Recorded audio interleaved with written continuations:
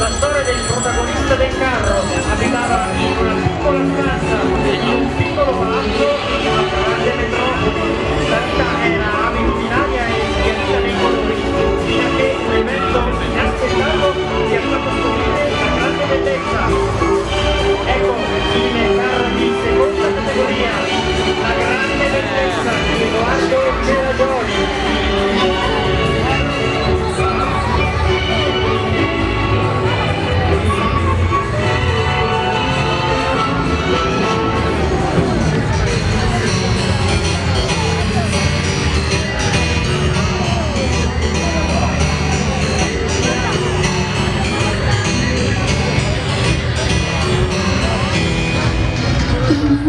Steamroller boxes in a